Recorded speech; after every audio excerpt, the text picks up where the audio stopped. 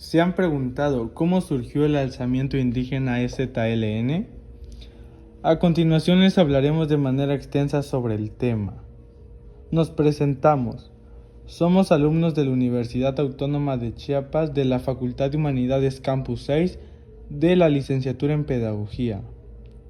A continuación, el video. Los orígenes del Ejército Zapatista de Liberación Nacional, EZLN, se remontan en los primeros años de la década de 1980, cuando un pequeño grupo guerrillero formado por indígenas se instaló en la zona montañosa de la selva lacandona con la intención de crear un frente que impulsara la lucha armada en el país de México.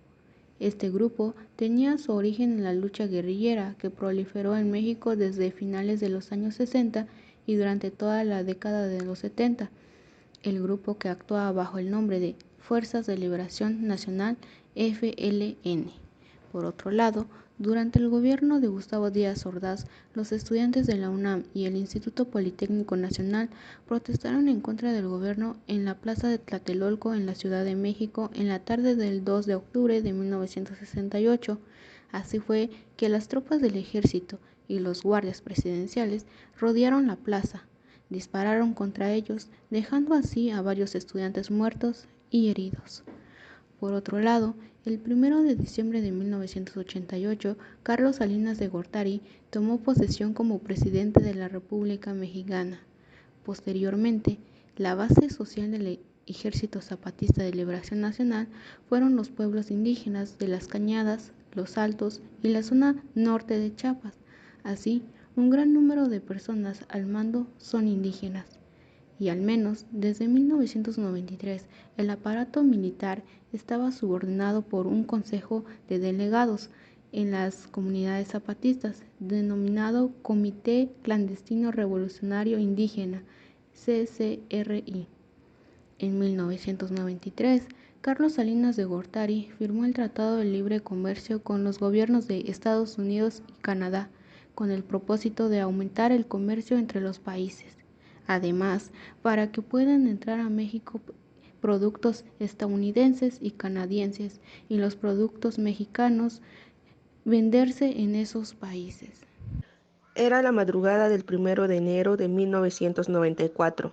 Tomó posesión como presidente de la República Ernesto Zedillo, cuando en Chiapas, el estado sureño más pobre de México, salieron de sus escondites en la selva guerrilleros indígenas encapuchados.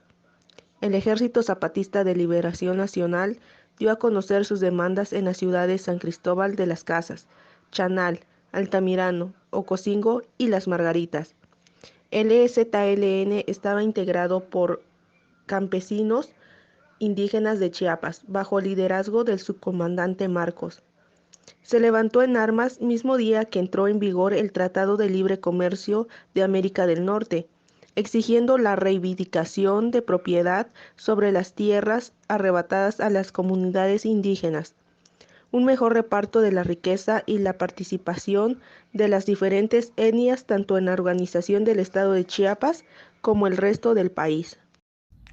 El gobierno de Ernesto Zedillo fue un punto importante para el Ejército de Liberación Nacional. Durante su gobierno estuvo presente una crisis económica, el cual empobrece al país, por lo que Ernesto lanzó una ofensiva en contra del ejército, en el cual tenía una doble estrategia: por un lado buscar negociaciones políticas con el ejército y por la otra girar órdenes de aprehensión en contra de quienes integran su dirigencia. Ante la indignación popular de este doble juego, se manifestaban múltiples manifestaciones en las calles de la capital. Con base a esta nueva ley se reanudaron las negociaciones de paz y se firmó el 9 de abril el Protocolo de Bases para el Diálogo y Negociación de Acuerdos de Concordia y Pacificación con Justicia y Dignidad entre el gobierno federal y el EZLN. Y es hasta el 22 de abril siguiente se inició en San Andrés Larrainzar el diálogo entre los zapatistas y el gobierno federal con la intermediación de Marco Antonio Bernal, ya que el 12 de mayo el Ejército Zapatista rechazó la propuesta gubernamental de distensión. En la actualidad, ¿cómo ha cambiado el Ejército Zapatista de Liberación Nacional, EZLN? Han pasado 20 años desde que el 1 de enero de 1994 un ejército compuesto mayoritariamente por indígenas y denominado Ejército Zapatista de Liberación Nacional EZLN tomara por la vía armada varias cabezas municipales del estado de Chiapas, México, y con ello iniciara una guerra directa contra el mal gobierno que duró 12 días. En la actualidad mantiene una lucha política centrada en el reconocimiento de los derechos y culturas indígenas.